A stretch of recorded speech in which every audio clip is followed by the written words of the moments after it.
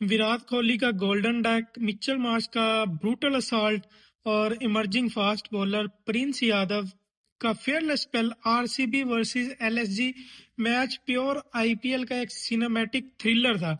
और सच कहूं, आरसीबी ये मैच बैटिंग से नहीं हारी, प्रेशर हैंडलिंग में हारी। आरसीबी ने टॉस जीतकर पहले बॉलिंग चूज की। शायद उनको लगा था कि प्रेशर चेज में हैंडल कर लेंगे, लेकिन उन्होंने अंडर एस्टिमेट कर दिया मिच मार्श को। और मार्श ने स्टार्ट से ही आरसीबी बॉलर की लाइन लेंथ का जनाजा निकाल दिया। मिचेल मार्श आज सिर्फ बैटिंग नहीं कर रहे थे, वो डोमिनेशन कर रहे थे। मतलब 56 बॉल पे 111 रन, 9 चौके, 9 छक्के, स्ट्राइक रेट ऑलमोस्ट 200 का। आरसीबी के बॉलर को कोई रिस्पेक्ट नहीं दी गई। हार्ड लेंथ पुल हो रही थी, फुल बॉल स्ट्रेट बाउंड्री जा रही थी और स्लोवर बॉल इजीली पिक हो रही थी। मार्श ने इनिंग बिल्ड नहीं की, मार्श ने इनिंग हाईजैक की है। अब यहाँ पे एक इम्पोर्टेंट बात जो ज्यादा लोग इग्नोर करेंगे, कुलकर्णी ने 24 बॉल पे 17 रन्स किए हैं। स्ट्राइक रोटेशन बहुत वीक थी, प्रेशर मार्श पे शिफ्ट हो गया। अगर कुलकर्णी थोड़ा सा भी इंटेंट दिखाते तो एलएसजी 209 की बजाय 230 240 टच कर सकती। जब मार्श आउट हुए तब लगा मोमेंटम थोड़ा स्लो होगा, लेकिन पूरन और पंत ने लास्ट आवर्स में गेम कंप्लीटली फिनिश कर दिया।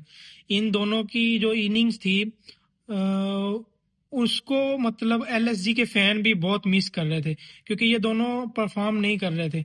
पूरन का एग्रेसिव, मतलब पंत फेयरलेस हो जाना, स्पेशली पंत के 10 बॉल्स पे 32 ब्रूटल था। पंत आज कैप्टन नहीं लग रहे थे, स्ट्रीट फाइटर लग रहे थे। बारिश ने मैच को 19 ओवर तक रिड्यूस किया, ये एक इम्पैक्ट आया मैच पे। और हॉनेस्टली ये आरसीबी के लिए मेरे ख्याल में ये एडवांटेज था, क्योंकि 20 ओवर्स में ये टारगेट और डेंजरस हो जाता आरसीबी के लिए। बहुत लोगों को ये लगता है कि आरसीबी विराट कोहली पे डिपेंड करती है। किस किस को ये लगता है कि आरसीबी विराट कोहली पे डिपेंड करती है? In my opinion yes, RCB आज भी विराट कोहली पे डिपेंड करती है। हालांकि आरसीबी के पास 1 से 7 तक मैच विनर मौजूद है, हाँ, एक दो को छोड़ के। अब बोल सकते हैं वेल प्लेड, बहुत अच्छा खेल कर हार गए, लास्ट ओवर तक लेके गए, लास्ट ओवर में फाइट किया, हार गए। लेकिन फिर भी आरसीबी जो है वो विराट कोहली पर ही डिपेंड करती है। क्योंकि आप उठाकर देख लें आईपीएल के मैचेस, जब जब विराट कोहली ने मतलब स्कोर नहीं किया, जब तक वो ऊपर से फ्लॉप हुए हैं, आरसीबी अक्सर वो मैच हारी है। जैसा कि देख लें जैकब को, मतलब शमी ने जल्दी पवेलियन भेज दिया। फिर जो डिलीवरी विराट कोहली को प्रिंस यादव ने करवाई है और विराट कोहली को क्लीन बोल्ड किया है, वो नज़ारा देखने लायक था।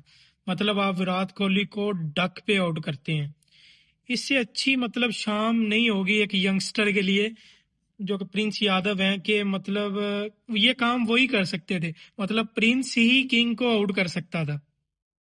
जब कोहली आउट हुआ, आरसीबी 9 पे 2 विकेट दे चुकी थी, तो आरसीबी बैक फुट पे चली गई थी। प्रिंस यादव ने, मैं यहाँ पे कहूंगा प्रिंस यादव ने बहुत अच्छी बॉलिंग की है। मतलब प्रेशर गेम में नर्व्स को कंट्रोल में रखना एज ए यंगस्टर बहुत कमाल होता है, और ये कमाल आज उन्होंने किया है। आपको मतलब बहुत ज्यादा कंट्रोल करना पड़ता है, आपको सारे बॉक्सेस टिक करने पड़ते हैं। मतलब एक भी बॉल को आप लूज नहीं कर सकते, लेंथ से नहीं हटा सकते, जबकि आप बॉलिंग कर रहे हो आरसीबी की बैटिंग लाइनअप। पाटीदार ने और पडिक्कल ने चार संभाला और आरसीबी की थोड़ी बहुत होप जिंदा रखी कि वो इस मैच में दोबारा वापस आ सकते हैं। यहाँ दाद देनी पड़ेगी पाटीदार को, एज ए कैप्टन उन्होंने बहुत जबरदस्त इनिंग खेली है। मतलब आप 61 रन कर रहे हैं, वो भी 31 बॉल्स पे, जिसमें 6 छक्के और 3 चौके शामिल हैं। यहाँ पे एलएसजी की तरफ से एक थोड़ा सा हुआ कि जो उनके इम्पैक्ट बॉलर थे, मयंक यादव के नाम से, उन लोग उसने मतलब 4 ओवर में 50 रन दिए, वो एलएसजी की तरफ से थोड़ा कॉस्टली साबित हुए हैं आज। आप मॉडर्न डे क्रिकेट में ना फेजेस में जीतते हैं, मतलब आप बैटिंग फेजेस में जीतते हैं, बॉलिंग फेजेस में जीतते हैं। मतलब जहां बैटिंग पार्टनरशिप लगती है वहां पे बॉलिंग पार्टनरशिप भी लगती है और वो जरूरी होती है। और वही हुआ, जैसे पडिक्कल और पाटीदार को प्रिंस यादव और शहबाज ने पवेलियन भेजा, जबकि वो मतलब मार रहे थे, गेम में वापस आ रहे थे। जब वो दोनों आउट हुए तो उसके बाद आए जितेश शर्मा। जितेश शर्मा आरसीबी के जो टीम में है ना अभी, वो एक क्वेश्चन मार्क है कि ये मिडिल ऑर्डर में फिट बैठ नहीं रहे हैं आरसीबी के। मतलब इन्होंने पिछले 6-7 मैचेस खेले हैं तो किसी में भी परफॉर्म नहीं किया है।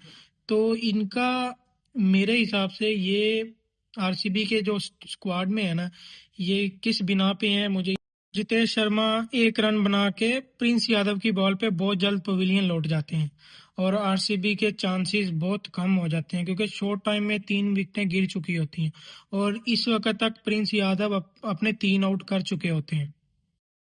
फिर इम्पैक्ट प्लेयर के तौर पर आरसीबी ग्राउंड में उतारती है टीम डेविड को, अपने सबसे मतलब फ्यूरियस और मतलब टुल्ले प्लेयर को ग्राउंड में उतारती है। टीम डेविड आते हैं और आके कमाल कर देते हैं, मतलब कि वो उनकी बैट की स्पीड पूछे ही मत। मतलब वो 3 सिक्सेस और 4 चौकों की मदद से 41 रन करते हैं, वो भी सिर्फ 17 बॉल पे। मतलब ये पारी बहुत जबरदस्त थी। फिर कुणाल पांड्या और रोमेरो शेफर्ड कोशिश करते हैं कि 4 ओवर में 60 जो बाकी रह गया वो बना लें और अपनी टीम को मतलब अनएक्सपेक्टेड सी एक जीत दे दें। लेकिन 15 की एवरेज हर ओवर में करना, जब बॉलिंग में एक्सपीरियंस मोहम्मद शामी हो, उनका 1 ओवर बाकी होता है, उसके बाद प्रिंस यादव हो जो कि इस मैच के ऑलरेडी हीरो बन चुके हैं, उसके बाद शहबाज अच्छी बॉलिंग कर रहे थे, उनका 1 ओवर बाकी हो, तो कहीं ना कहीं आपको लगता है कि ये बहुत डिफिकल्ट होता है। चाहे T20 क्रिकेट जितनी मर्जी फास्ट हो गई है, लेकिन फिर भी 15 की एवरेज लास्ट 4 ओवर में करना बहुत डिफिकल्ट होता है।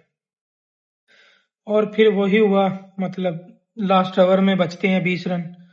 और वही मैं पहले आपको बताया कि T20 क्रिकेट जितनी भी फास्ट होगी वो 20 रन 1 ओवर में करना, 15, 16, 17, 18 1 ओवर में करना मुश्किल होता है। मतलब आपको 2-3 बाउंड्रीज पहली 2-3 बॉल पे ही लगानी पड़ती हैं।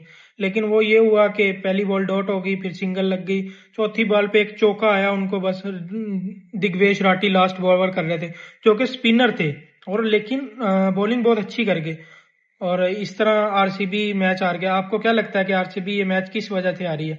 प्रेशर ना हैंडल करने की वजह से आ रही है या ज्यादा डॉट बॉल खेलने की वजह से आ रही है?